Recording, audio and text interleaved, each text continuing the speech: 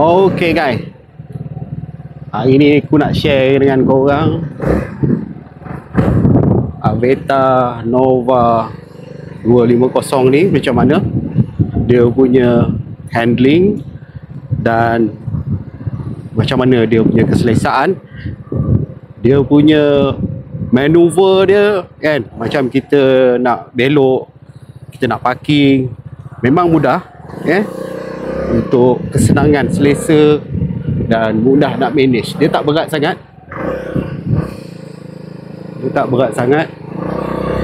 Maneuver dia sangat cantik. Okey, dia punya power delivery aku dah test. Dia punya torque, dia punya medium range dia kan. Dia tengah-tengah tu memang just nice lah Dan top speed dia pun boleh tahan, boleh dapat dalam 147 top speed.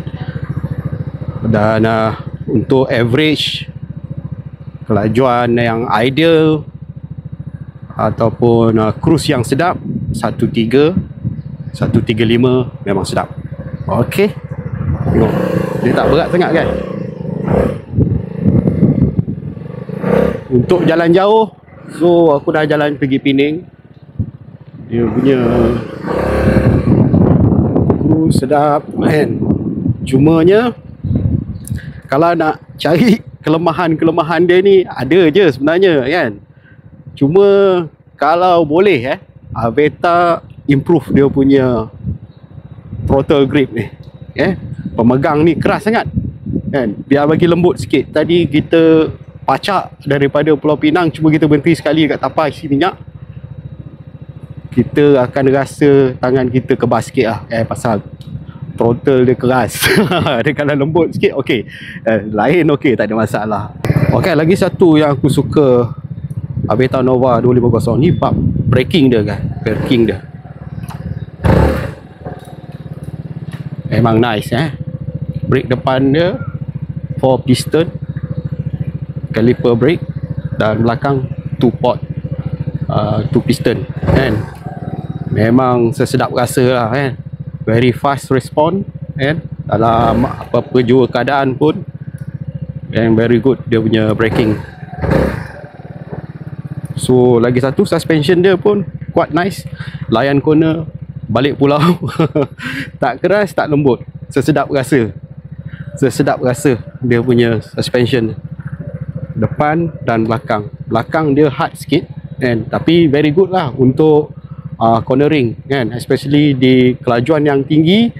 Hard, medium, hard, dia corner memang bagus lah untuk cornering. Kalau lembut pun tak bagus sangat. Maksud aku kalau lembut pun tak sedap sangat kan. Lembut bila dia punya bounce tu akan berbuai-buai lah. Okay, sedap rasa. Layan corner, balik pulau kan. Lagi satu, dia ada traction control. Dia membantu juga di atas jalan ni. ABS depan belakang.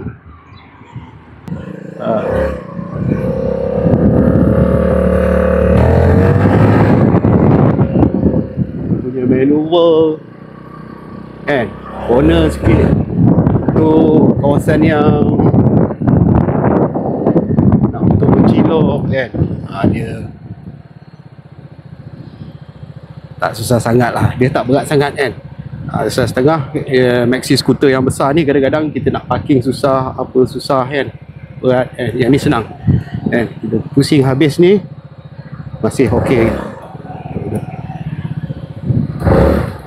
Okey ya. Alright gang. Okey, harga dia RM14,388 gang. Berkapasiti enjin 245.5. Dia punya horsepower dia pun very good, 25.5 something horsepower. Alright. Consumption minyak dia kita kita lock throttle daripada Pulau Pinang sampai dekat Tapah tu, daripada Sungai Bakap ke Tapah tu, dia dah habis lah, pasal dia 12 liter je, 12 liter lebih kurang. Perjalanan daripada Sungai Bakap ke Tapah lebih kurang 100 lebih 180 tak silap aku lah, 180 km. Dah nak kena top up minyak. Dia dah bagi warning 2 takuk kita top up lagi minyak. So 12 liter boleh pergi,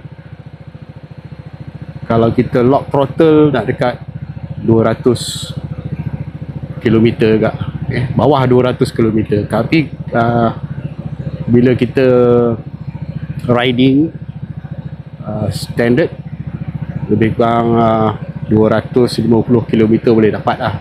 Average punya speed bawah 110 lah kan, 110, 190 ok lah, normal speed. Ok, tu je guys, ni dia Aventa Nova 250. ok, bye bye.